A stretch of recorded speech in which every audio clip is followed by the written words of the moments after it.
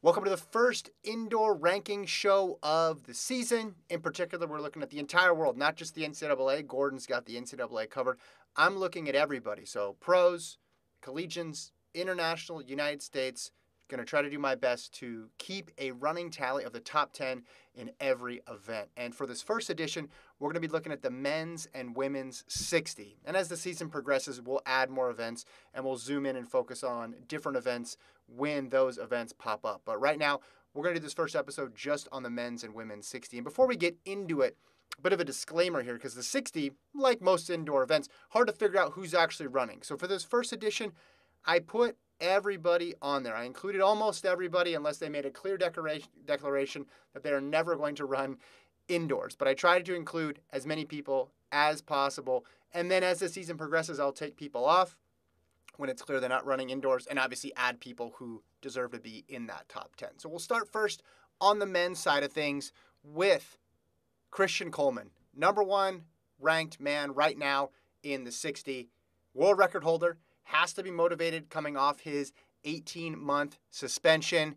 And this guy, it's easy to forget how good he is in the 60. All-time list, Christian Coleman, Christian Coleman, Christian Coleman. Actually, you could make an argument his 60 is better than his 100. If you look at the point tables on the World Athletics website, his best performance, 60. Second best, his 9.76 in Qatar.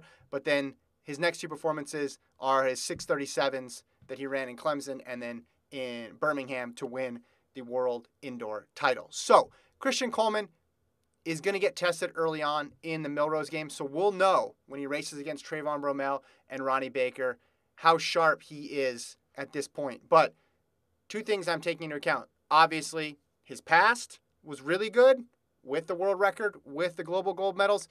And also, there's just nobody that you can make an argument right now is clearly better than him. He's starting off fresh this season. If we were mid-season and his suspension ended and Coleman had to play catch-up, he might be lower ranked. But as of now, I feel confident putting him number one in the world. Number two, a guy we just mentioned who he will face off against, Trayvon Bromell. Trayvon Bromell, he's motivated for this year for different reasons. Didn't have the Olympics that he wanted, but before it and after it in the 100 was pretty good. Ran his PB in the 100, remember, after the Olympics ended out in Nairobi, and he's a solid 60-meter runner. I mean, he's a guy who was a 2016 world champ indoors, has run 6:47 in this event. Now, Coleman has gone under 6:40 numerous times, but Bromell, I think, is going to be a solid pick for the indoor season, and we just know he's running. We know that he is going to run indoors, at least in the early stages. We'll see how it progresses from there, but he is signed up for Millrose. Number three, we're sticking with the Americans, Ronnie Baker. Number three in history in this event. So you got Christian Coleman, you got Maurice Green, and then you got Ronnie Baker's 6:40 in a race where he got second because of Christian Coleman. And a lot of his exploits in that 18 season overshadowed by Christian Coleman, but the guy is still legit in the 60. Made the Olympic final in the 100. Got fifth. Third that year in World Indoors 2018, which is the last World Indoors we have because it was canceled in 2020. So when you're looking for medalists and trying to recreate the field, you're having to go back pretty far. But in Baker's case, we know he is still good. We know he's still in his prime. 2021, if you want to look at that indoor season, he only ran once. So if you're thinking, well, why is Baker so high? Seeing as how he didn't have a big mark in 2021, didn't run it that often. This year, a more, shall we say, normal schedule, although nothing's normal. So I expect him to show up frequently on the indoor scene. Number four, Lamont Marcel Jacobs of Italy. Now, he was really strong in the indoor season last year, and a lot of people who were not surprised, I don't believe them, because everybody was surprised by Lamont Marcel Jacobs running fast in the 100. But the people who said, well, you weren't paying attention to indoors. He won Euro indoors. And that is true. And he ran a solid 60, 6:47, set the national record. And in retrospect, you look back, okay, we should have known more about Lamont Marcel Jacobs. But still, his best time, his most impressive performance is obviously the Olympic gold of 980. So the question is, what can he run now that he's a 980 guy? Because when he ran 6:47, he wasn't yet established as a 980 guy. So what can he do? The reason he is not higher here is we did not see him at all after the Olympics. Now he's planning to run in Leven at a World Indoor Tour event. We might see him more frequently throughout the season. I hope we do. It'll be a very interesting story. But we just didn't see him at all after the Olympics. Whereas we saw Bromell, right? We saw Ronnie Baker. Coleman wasn't allowed to run, but we have enough data on Coleman from pre-suspension that we feel good about him. So Jacobs could obviously end the season much higher. And if he goes to World Indoors, I'd anticipate that he would medal there, given the U.S. can only send 2 athletes. So Lamont Marcel Jacobs in at the number 4 spot. Number 5, Bingtian Su of China. Silver in 2018. So he got in between Coleman and Baker in 2018. 642 is his PB. Number 4 all time. Again, you can make an argument for him being even higher here. Dropped his 100-meter PB to 983 last year. So he's getting better in the 100 as well. So we expect that to carry over into the indoor season. So there is Sue, I think, one to look out for. Those first 5 you have to feel really good about. If they all were lined up, having a decent shot to win, with Coleman having the trump card. And the trump card being, well, if he's the Christian Coleman of 2018, of 2019, no one's going to beat him. But if he's slightly off his game or he's not there, you think Bromell, Baker, Jacobs could get in the mix. Another guy to consider, number 6, Marvin Bracey of the U.S.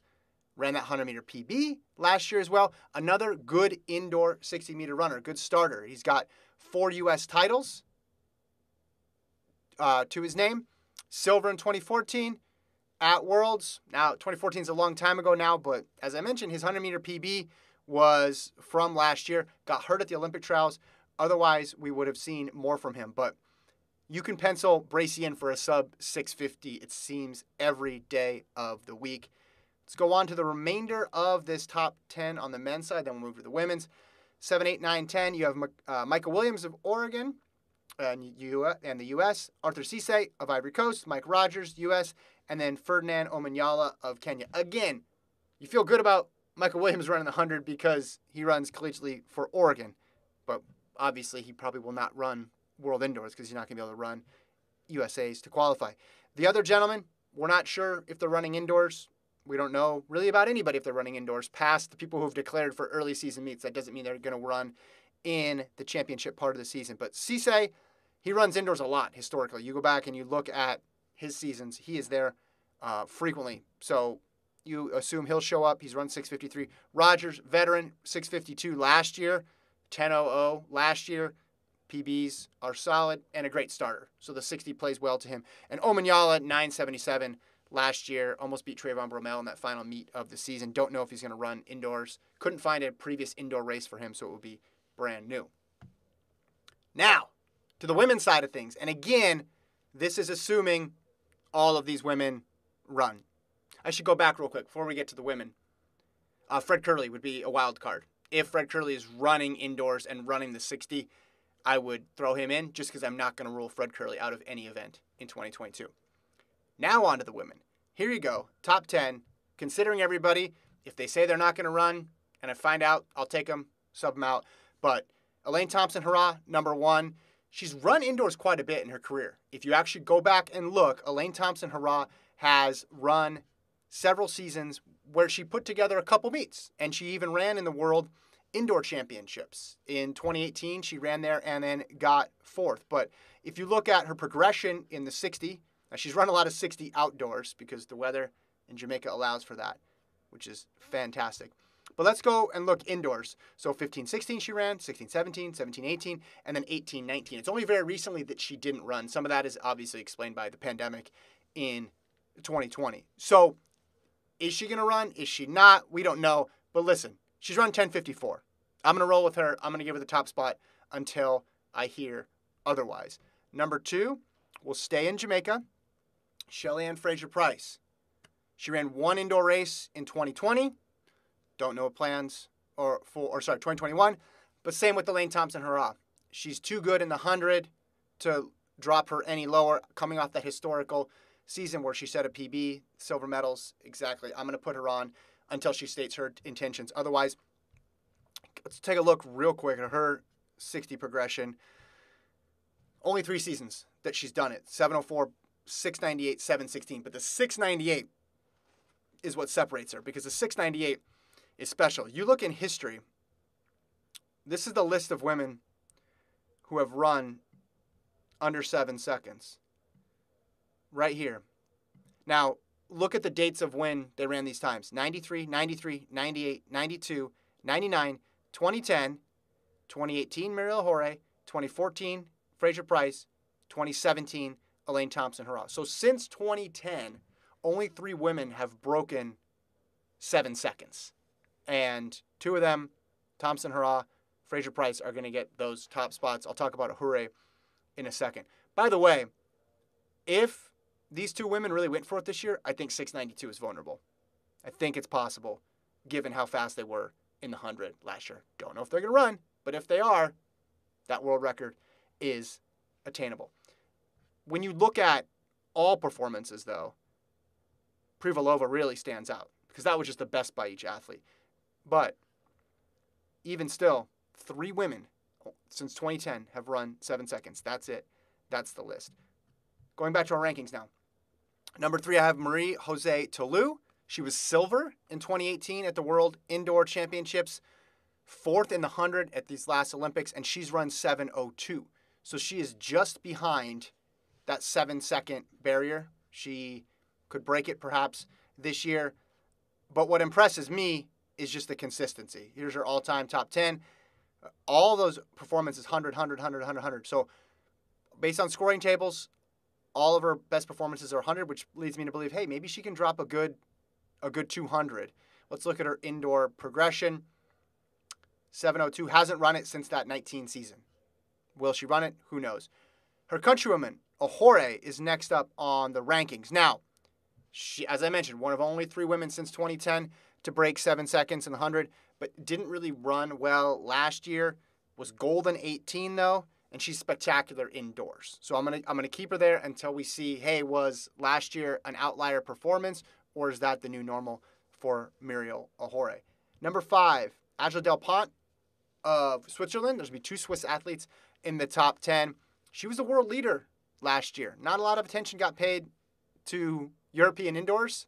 Perhaps it should have, because both Jacobs and Delpont ran really well there and then went on to do great things at the Olympics. Now, her great thing wasn't a gold because she was running against Thompson, Hurrah, Fraser Price, but she did get 5th in that Olympic 100-meter final, and she's good indoors, 7:03. Again, another woman right on the cusp of breaking 7 seconds. Maybe we'll get some more people in that club. Number 6, Javian Oliver. She's really strong in the 60. That's been her calling card. She was 2nd to Richardson at the trials, so when Richardson was suspended, she was the number 1 qualifier. Going into the Olympics in the 100, she's run 7:02, and she's run 7:08 or faster 3 of the last 4 years. So 7:10 and under, we can expect that from Javian Oliver of the U.S. Our second Swiss athlete, Munjinga Kambonji, bronze in 2018, World Indoors. I know 4 years ago, but we have limited data points when it comes to the 60 sometimes. 7:03 PB, you're sensing a trend. A lot of low 7s and high 6s in this group. She was 6th at the Olympics. Number 8, I went Sha'Carri Richardson. Now, she has not run a real 60 as a pro. If you look at her progression in the 60, it stops 2019 when she was a collegian. And she made the NCAA final in the 60 as a freshman. Didn't win. Really, she stamped her name as a sprinter to watch outdoors. Remember, in Austin, Texas, when she blew away that 100-meter field. That's really where she separated herself.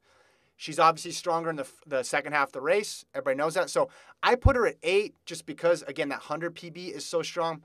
Don't know her focus, like where her focus is going to be in terms of indoor versus outdoors. But I put Richardson 8. 9, I went with another Oregon athlete. Kemba Nelson of Oregon, who represents Jamaica. She was the NCAA indoor champion last year, 7:05. Low 7s, gets it done.